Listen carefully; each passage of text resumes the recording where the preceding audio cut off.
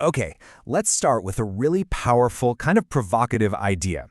What if the entire system you were taught about money, school, work, saving, what if it was all designed to keep you broke and just obedient? That's the core idea behind one of the most famous and controversial personal finance books ever written. And it's a book that people either love or hate. So let's break down the big ideas you absolutely need to know. This quote is everything. It's the whole ballgame. The argument here is that it's not about the size of your paycheck. It's about your financial programming, the way you've been taught to think about money. The idea is that wealth isn't something you just earn. It's something you create by adopting a completely different mindset that, let's be honest, they definitely don't teach you in school. And to really get this idea, the author, Robert Kiyosaki, frames his entire book around this one central story, the tale of his two dads. And each one taught him a polar opposite philosophy on money, work, and pretty much life itself. So on one side, you've got his poor dad. That was his actual biological father. A brilliant guy, super educated, followed the traditional path to a T. Get good grades, find a safe, secure job, and climb that corporate ladder. And yet, he's struggled with money his whole life. Then, on the other side, there's his rich dad. This is his best friend's father, an 8th grade dropout who completely rejected that path to become an entrepreneur and investor, and ended up becoming incredibly wealthy. And this quote right here, this just hits the nail on the head. It's the core difference between them. Poor dad was all about job security. He worked for his paycheck. But rich dad believed that working your tail off for something you'll never own, where you can be fired at any moment, well, that's just a trap. His goal wasn't to be a gear in the machine. His goal was to own the machine. Okay, so how do you actually do that? How do you get your money to work for you? According to the whole rich dad philosophy, it all boils down to understanding one incredibly simple but profound rule. This is probably the most important lesson in the entire book. First up, an asset. Rich Dad's definition is it's so simple, it's brilliant. An asset is anything that puts money into your pocket. That's it.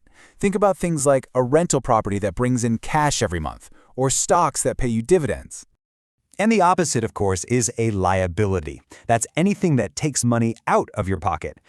Things like your car payment, credit card debt, subscriptions, stuff that just drains your cash every single month.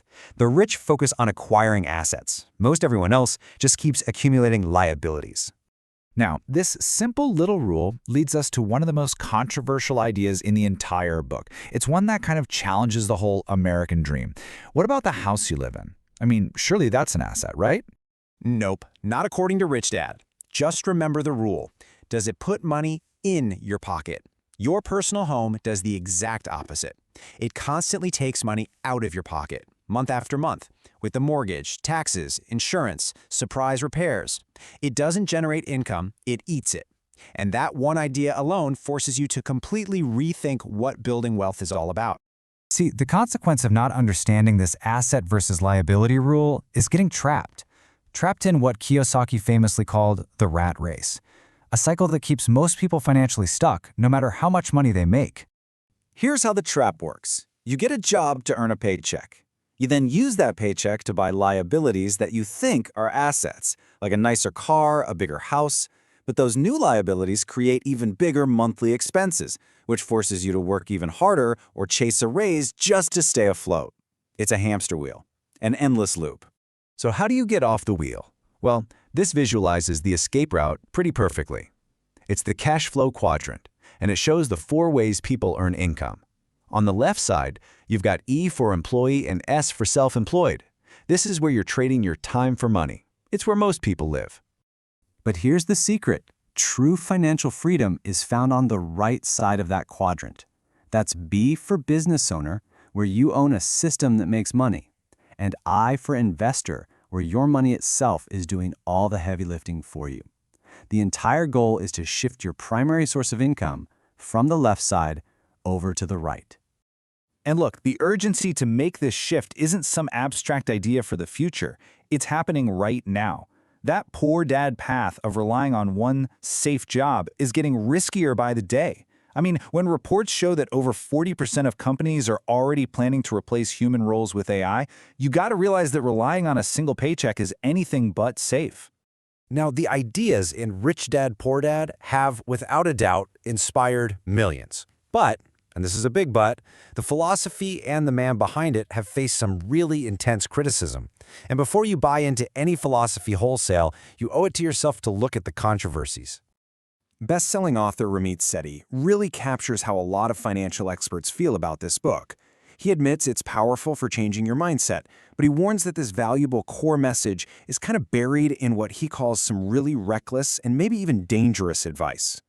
And it's not just opinions. There are real-world events that raise some eyebrows. Back in 2013, one of Kiyosaki's main companies actually filed for bankruptcy. Now, it wasn't because the business was failing. It was because they were ordered by a court to pay a former partner almost $24 million, and instead of paying up, they chose bankruptcy. And all of this leads to the biggest question of them all, the one that casts a shadow over the entire story. Was Rich Dad even a real person? For years, people asked, and for years, Kiyosaki was super evasive, which led a lot of people to believe he just made him up. And then, finally, when he was pushed on it in an interview, Kiyosaki gave this unbelievable answer. He compared his mentor to Harry Potter. He basically said, why don't you just let him be a myth? That admission kind of forces you to separate the storyteller from the story and just judge the ideas on their own. So, okay, let's put the controversies aside for a minute.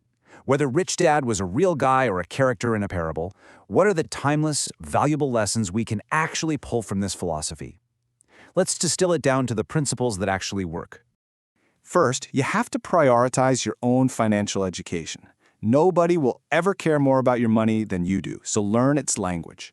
Second, focus on your asset column. Your real business isn't your job title. It's the portfolio of assets you're building on the side. Third, work to learn, not just to earn. Pick jobs that will give you skills, sales, marketing, leadership that you can use to build your own thing later. And finally, you have to understand cash flow. It's the lifeblood of wealth. Know where your money is coming from and where it's going, period. All right, knowing the principles is one thing, but financial knowledge without action is, well, it's totally useless, right? So if you're feeling fired up by this, here are the first concrete steps you can actually take to start applying this Rich Dad way of thinking. Step 1, and this is a game changer. Pay yourself first.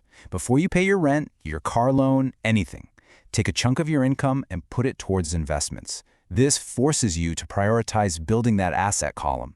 Step 2, commit to your financial education.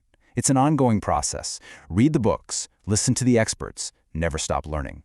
And step 3, take calculated action. The fear of losing money is what paralyzes most people. But like Rich Dad said, winners are not afraid of losing. Failure is just feedback. It's part of the process. In the end, the philosophy is really simple, but putting it into practice, that's the hard part. It means unlearning a lifetime of thinking a certain way. So the real question isn't just what you learned today, it's what are you going to do about it? Are you going to keep working for money, or are you going to start making your money work for you?